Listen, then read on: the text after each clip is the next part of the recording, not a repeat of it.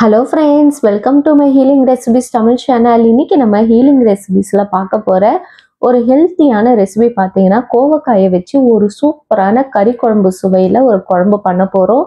இதுல இருக்கிற மருத்துவ நன்மைகள் நிறைய இருக்கு. முக்கியமா பாத்தீங்கன்னா டயபெட்டிஸ் பேஷண்ட்ஸ் இதை பயன்படுத்தி கொள்ளும்போது அவங்களுடைய சர்க்கரை அளவை கட்டுப்பாட்டுக்குள்ள வைக்க இது ரொம்ப உதவி பண்ணுது. இதை பத்தி நம்ம இந்த வீடியோல டீட்டெயிலா பார்க்கலாம். வாங்க இப்ப வீடியோக்குள்ள போகலாம். ஃபர்ஸ்ட் ஒரு குக்கர் எடுத்துக்கங்க. இதுல ஒரு 3 டேபிள் ஸ்பூன் அளவுக்கு எண்ணெய் சேர்த்துக்கிட்டு பட்டை, கிராம்பு, ஏலக்காய் இதெல்லாம் ஆட் பண்ணிக்கோங்க. அது கூடவே 1 டீஸ்பூன் அளவுக்கு சோம்பு சேர்த்துக்குங்க. ஒரு பெரிய சைஸ் வெங்காயத்தை நல்லா பொடியா கட் பண்ணி இதில் ஆட் பண்ணி நல்லா வதக்கி விட்டுருங்க.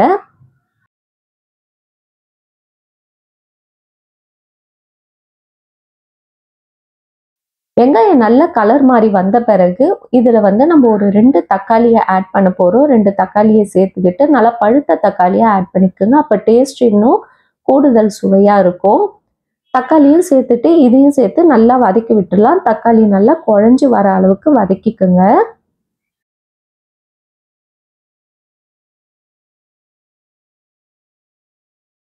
தக்காளி நல்லா வதங்கின பிறகு இதில் 1 டீஸ்பூன் அளவுக்கு இஞ்சி பூண்டு நல்லா தட்டி ஆட் பண்ணிக்கோங்க. நல்லா நைஸாக தட்டிக்கணும், பேஸ்ட் மாதிரி அரைக்க வேண்டாம். நல்லா தட்டிட்டு இதில் ஆட் பண்ணி அதோடைய பச்சை வாசனை போகிற வரைக்கும் நம்ம இதை வதக்கி விட்டுடலாம். இப்போ ஃப்ளேமை லோ பண்ணிக்கிட்டு இதில் கொஞ்சம் ஸ்பைசஸ்லாம் ஆட் பண்ணிக்கலாம். மஞ்சள் தூள் ஒரு 1/2 டீஸ்பூன், தனி மிளகாய் தூள் 2 டீஸ்பூன் சேர்த்துக்குங்க. அது கூடவே தனியாத்தூள் 3 டீஸ்பூன் ஆட் பண்ணிக்கலாம். மிளகுத்தூள் 1 டீஸ்பூன் சேர்த்துக்கோங்க. கரம் மசாலா பவுடர் 1 டீஸ்பூன் சேர்த்துக்கலாம். உங்கள் காரத்துக்கு ஏற்ற மாதிரி இதில் எல்லாமே கூடவோ குறையவோ நீங்கள் ஆட் பண்ணிக்கோங்க. இப்போ இதை சேர்த்துட்டு லைட்டாக மிக்ஸ் பண்ணி விட்டுடலாம். நல்லா 1 நிமிஷத்துக்கு இதில் மிக்ஸ் பண்ணி விட்டுடலாம். நான் எண்ணெய் திட்டமாக தான் ஆட் பண்ணியிருக்கேன், அதனால எண்ணெய் பிரிஞ்சு வராது. ஓரளவுக்கு இதை மிக்ஸ் பண்ணி விட்டுட்டு இது கூடவே நான் ஒரு 1/2 கிலோ அளவுக்கு கோவக்காய் ஆட் பண்ண போகிறேன். இந்த கோவக்காவை பார்த்தீங்கன்னா ஒரு பீஸை 4 கட் பண்ணி இதில் ஆட் பண்ணியிருக்கேன். உங்களுக்கு என்ன மாதிரி சைஸ் வேணுமோ அதுக்கேற்ற மாதிரி நீங்கள் ஆட் பண்ணிக்கோங்க. இப்போ இது கூடவே தேவையான அளவுக்கு உப்பு சேர்த்து மீடியம் ஃப்ளேமில் வச்சு நல்லா மிக்ஸ் பண்ணி விடுங்க. அந்த மசாலாவோட இது நல்லா மிக்ஸ் ஆகி வந்த பிறகு இதுக்கு தேவையான அளவுக்கு தண்ணி சேர்த்துக்கலாம். தண்ணி அதிகம் ஆட் பண்ண வேண்டாம். 1 கப் அளவுக்கு தண்ணி சேர்த்துக்கோங்க.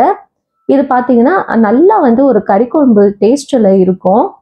ஸோ ரொம்ப தண்ணியாக இருக்கக்கூடாது.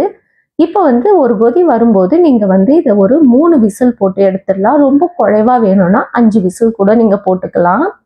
நான் இன்னைக்கு ஒரு 3 விசில் போட்டு எடுத்துருக்கேன். இப்போ இன்னொரு பேனில் இதுக்கு ஒரு தாளிப்பு கொடுக்க போகிறோம். அதுக்கு ஒரு 3 டீஸ்பூன் அளவுக்கு எண்ணெய் ஆட் பண்ணிக்கோங்க. எண்ணெய் சேர்த்துட்டு ஒரு 6 சின்ன வெங்காயத்தை நல்லா இடிச்சுட்டு ஆட் பண்ணிக்கோங்க. இல்லை பொடியாக கட் பண்ணி சேர்க்கறதுனாலும் சேர்த்துக்கோங்க. இப்போ இதை நல்லா வதக்கி விட்டுடலாம். வெங்காயம் பார்த்தீங்கன்னா நல்ல கலர் மாதிரி வரணும். அது கூடவே ஒரு 2 பச்சை மிளகாவும் கொஞ்சம் கருவேப்பிலையும் சேர்த்து நல்லா வதக்கிக்கோங்க.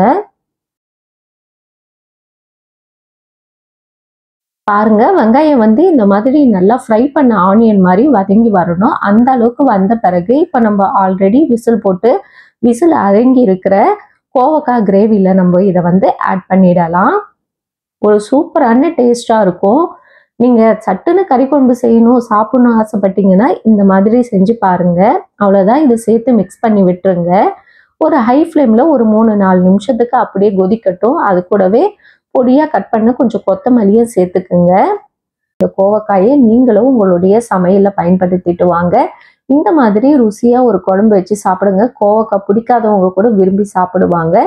இந்த வீடியோ உங்களுக்கு பிடிச்சிருந்தா மறக்காமல் லைக் பண்ணுங்கள், ஷேர் பண்ணுங்கள், சப்ஸ்கிரைப் பண்ணுங்கள் ஃப்ரெண்ட்ஸ். இன்னொரு வீடியோவில் உங்களை சந்திக்கிறேன். Bye bye friends.